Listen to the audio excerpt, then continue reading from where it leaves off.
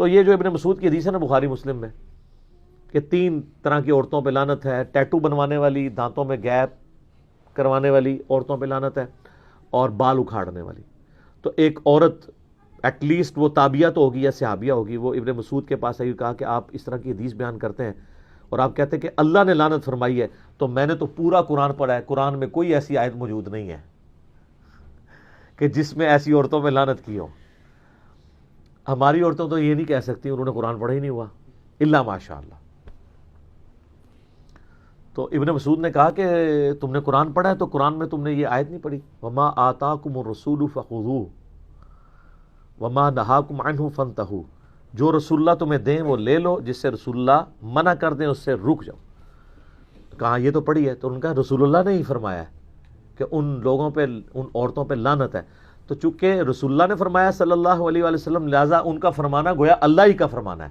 بالکل صحیح کہا، من یطع الرسول فقد اطاع اللہ، جس نے رسول اللہ کی اطاعت کی گویا اللہ کی اطاعت کی. اس سے بھی بڑھ کر قل ان کنتم تحبون اللہ فاتبعونی یحببکم اللہ، اے نبی فرما دو کہ اگر تم اللہ سے محبت کا دعویٰ کرتے ہو تو پھر میری یعنی رسول اللہ کی اتباع کرو صلی اللہ علیہ وآلہ وسلم، پھر اللہ تم سے محبت کرے گا اور تمہارے گناہوں کو بھی معاف کر دے گا. صلاۃ بر محمد وآل محمد، اللہم صلی علی محمد وعلی آل محمد.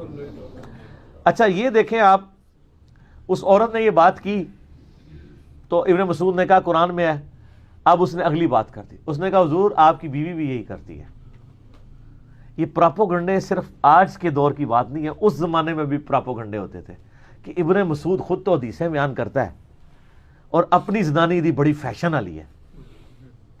تو یہ ہر بندے کا رائٹ ہے جو پبلک فگر ہو، جو لوگوں کو دعوت و تبلیغ کا کام کرتا ہو، جو لوگوں کو دین سکھاتا ہو، اگر اس کے اوپر ایلیگیشن لگے تو اس کا یہ کام ہے وہ اپنی ایلیگیشن اپنے سے دور کرے، ادروائز دین کا نقصان ہو جاتا ہے. تو ابن مسعود نے کہا اچھا جاؤ میری بیوی کو اندر جا کے دیکھ لو. وہ اندر گئی تو شرمندہ ہو کے باہر نکلی اور کہا کہ نہیں، آپ کی بیوی کے بارے میں تو غلط بات مشہور تھی، اس میں تو کوئی ایسی بات نہیں ہے. تو انہوں نے کہا کہ اگر میری بیوی ایسا کرتی ہوتی تو پھر ابن مسعود کی بیوی نہ ہوتی، وہ یعنی جو رسول اللہ کی نافرمان ہو وہ میری بیوی ہو سکتی ہے صلی اللہ علیہ وآلہ وسلم. یہ یعنی صحابہ کرام کا ایٹیچیوڈ تھا کہ انہوں نے اپنی کلیریفیکیشن دی. حتیٰ کہ بخاری مسلم میں نے کئی دفعہ حدیث بیان کی ہے کہ نبی علیہ السلام اعتکاف میں بیٹھے ہوئے تھے تو رات کے گپ اندھیرے میں ایک عورت آپ کو ملنے آئی، آپ کافی دیر تک اس کے ساتھ باتیں کرتے رہے، پھر مسجد سے نکلے اس عورت کے ساتھ کہیں چلے گئے دور، اسٹریٹ لائٹس نہیں تھی، گپ اندھیرا تھا، چوراہے پہ کچھ صحابہ کھڑے تھے. آپ علیہ السلام جب واپس آئے تو ان کے پاس رک کر کہا کہ یہ میری بیوی صفیہ تھی، مجھے ملنے آئی تھی، میں اسے گھر تک چھوڑنے گیا تھا.